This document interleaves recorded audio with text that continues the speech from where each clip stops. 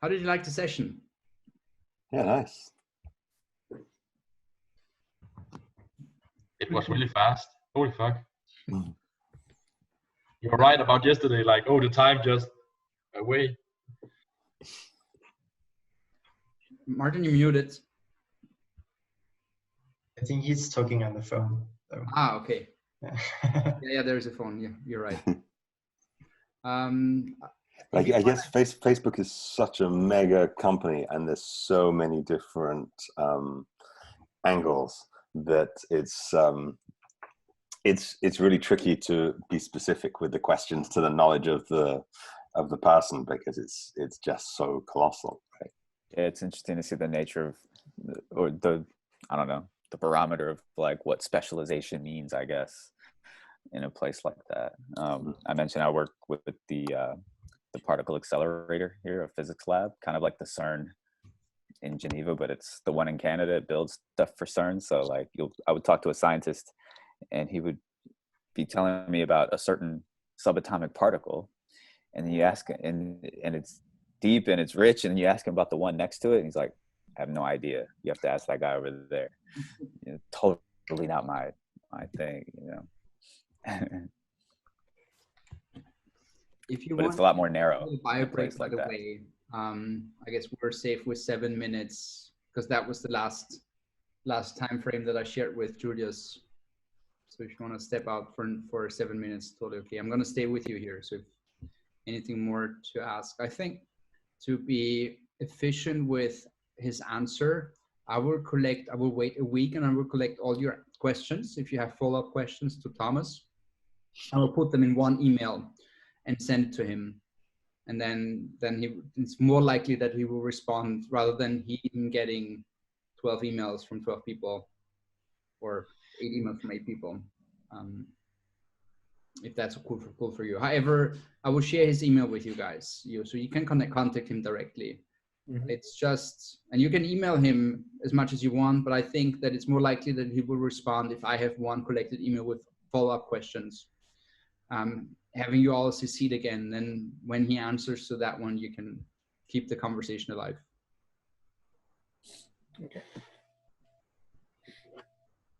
I like the questions. I think it was a well-prepared meeting, and it's kind of what I said on Monday, right? When you invest into it, you get more out of it. And I think it was important to know what to ask upfront, because then you're in the situation of I don't know what to say next. And then when you're tonight or at noon on Scott's end of the world, when everything is done, you're like, oh, I wanted to ask this.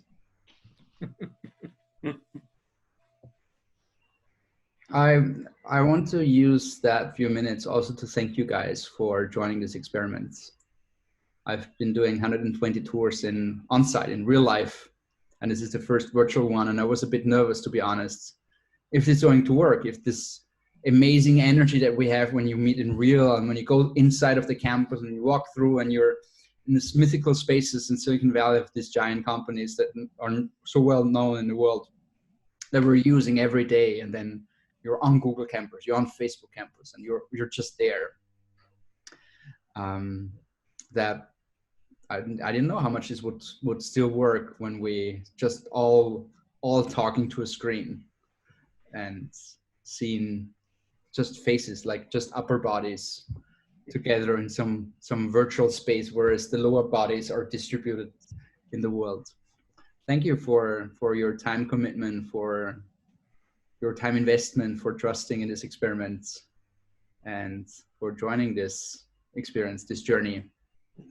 I liked it. I really thought it was some very powerful statements and strong conversations and insightful ideas. And it's good to do this at this time when everybody's getting used to video chats and everything, because I realized this week I've spent 99% of my time on Zoom, and then it was very odd. I had to go to the supermarket, and it's odd to speak to the cashier without saying, "Can you see me? Can you hear me?" Oh God.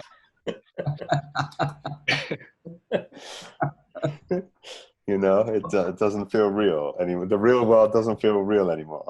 Regarding to the whole Zoom thing, I don't find looking at a screen like you guys, I don't find that as stimulus, like to my brain. I feel like a bored kid, even though I'm talking to some really interesting people. It helps a little bit that it's really interesting people. But like looking at your screen, having group meetings and doing work all the time, like it's really not that stimulating, and it's really like hard on the brain in the long run, I think. I'm curious how, because it's all flat, right? And we've left flat 15 years ago. And now we're talking about holographic and virtual reality. How this is going to be when we're all on glasses, but we can look around and feel like we can touch each other. Or maybe even soon touch each other, and some stimuli in our brain will have this experience, the sensation of physical touch and smell. How far are we away from this? Maybe with a few more cameras on the screen, we will maybe have at least the 3D thing, right? We know the journey. We know. I don't know, Nikki. I'm not sure that I want to smell you anytime soon. But we know the journey. Right? We know I think in photography from flat to 3-dimensional. Everyone can make a 3D photo with the iPhone. So this is going to happen very soon. We don't have to wait another 12 years for 3D video conferencing, where you can basically also look around. I'm convinced we are not far away from this. And when we were talking about the competitor of Facebook, I think Facebook is its own competitor in the future, because they already have a VR company with Oculus. So maybe they do something about this. I think this, what we're doing here, I mean, Zoom is a super young company. I visited Zoom the first time 3 years ago and spoke to the CEO, and I mean, it was clear that guy has a vision, and it was really amazing. Went with 10 people and had a beautiful meeting in San Jose at the still headquarters. But Prezi, for example, like, what would be the logic next step for something like Zoom? And Prezi is working on this, where you basically talk to someone, and while I'm talking to you, between you and me is my presentation. Because having the presentation behind me, like you have it in conference, actually doesn't make sense. Because you're constantly standing somewhere wrong, right? It's kind of, people have to look behind you to watch the slides. But if you talk to people, why not talk through the slides to people? Because that would make the whole thing one thing. So I would not be surprised if Prezi would come up with a powerful virtual conversation tool like Zoom in the very near future. Because that's what you use it a lot, right? You're not only using it for conversation, you're also using it for sharing stuff. So let's put the stuff that I share, right? When I show the phone with you, I put it towards you in real life. I don't put it behind me. It's like, I would like to talk about the phone with you, but I'm not going to give it to you. You have it there, right? That's how it works. We just don't think about it that way, because we're used to having the things behind us when we present. But in a one-on-one conversation, I don't have things behind me when I talk about that with you. I hit towards you.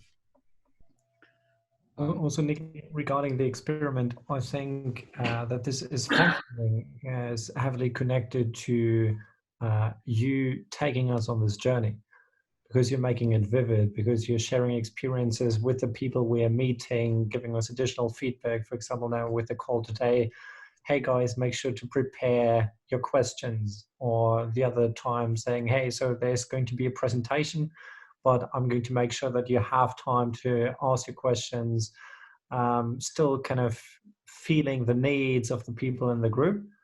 And I think this creates a unique experience. So every day throughout the week, I was looking forward to those meetings, no matter if it was an exhausting day or not. Nice. And I know plenty of webinars or workshops which have taken place for me in the past where I wouldn't have taken another day.